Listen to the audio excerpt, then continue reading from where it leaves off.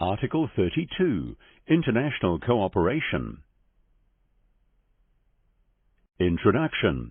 Article 32 recognizes the importance and value of international cooperation in supporting both domestic and international efforts to realize the objectives and articles of the Disability Convention.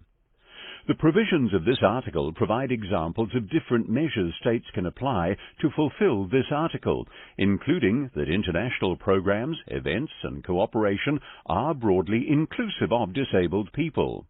Other provisions include facilitating or supporting capacity building through sharing best practice, resources, and expertise, as well as ensuring that assistance provided is accessible and inclusive of disabled people. General comment. The premise of this article is to ensure that the government is active in promoting and supporting the realization of the Disability Convention domestically as well as internationally. Further, it articulates the need to ensure that disabled people are not excluded from international development initiatives or cooperation between states, and that any support, whether it be technologically, economically, or practically assistive, is inclusive of disabled people or of benefit to them. Importance of Article 32 to disabled people in New Zealand. As part of the Pacific region, and with a sizable Pacific population residing in New Zealand, the government has a strong responsibility to realise this article. Almost 7.5% of New Zealand's population identified with one or more Pacific ethnic groups in the 2013 census. Endnote 237. As both a major and more affluent state in the Pacific region, New Zealand has an obligation to help realise the rights of disabled Pacific peoples and to share resources that will help ensure that the rights of disabled people in the Pacific are protected. It is important and necessary that New Zealand plays a role in sharing and exporting its often more developed and embedded infrastructure for disabled people with its Pacific partners. Current place of Article 32 in New Zealand law and practice. The provision of aid and international cooperation is not legislated for, but is instead mandated through the development of public and foreign policy and through budget decisions. There are several instances of New Zealand proactively looking to strengthen its international disability sector connections and pushing for greater international cooperation. Recent examples include the formation of a global alliance of national human rights institutions, GANHRI, Disability Working Group, chaired by New Zealand Disability Rights Commissioner Paula Tesoriero. The working group has 8 members, 2 from each of the 4 GANHRI regions. The purpose of the group is to advise the Global Human Rights Network about disability inclusion measures and monitoring. In June 2019, the government announced a renewed partnership between New Zealand and the Pacific Disability Forum, including funding for disability policy development. The Forum is a Pacific region non-governmental organization that works to build capacity and advocacy for disabled people's organizations in the region. Endnote 238. The aim of the partnership is to help promote the Disability Convention and aid in its implementation among New Zealand's Pacific partners. In March 2019, the government's response to the Disability Committee's list of issues cited multiple initiatives it's involved in as part of implementing this article.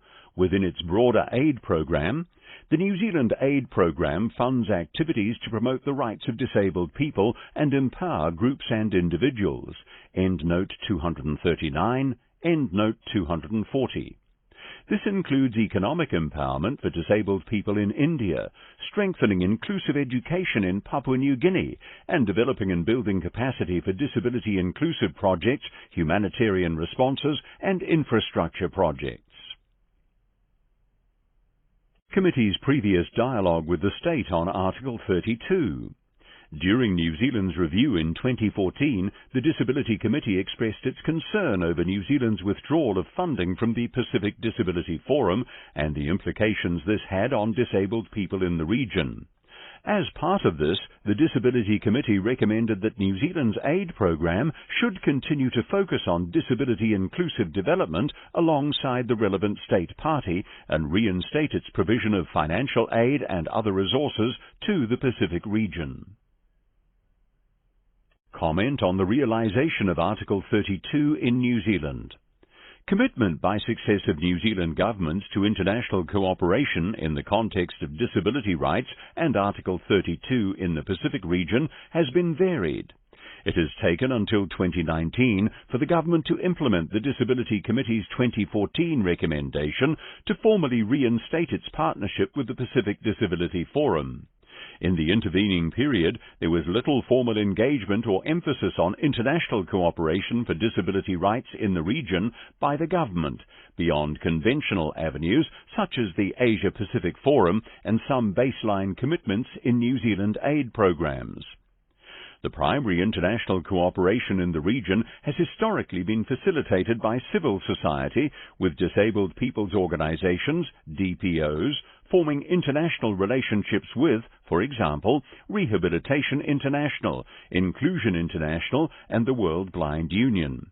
This international cooperation has occurred predominantly without government support. It is therefore pleasing to see a renewed commitment to and investment in a Pacific Disability Forum partnership.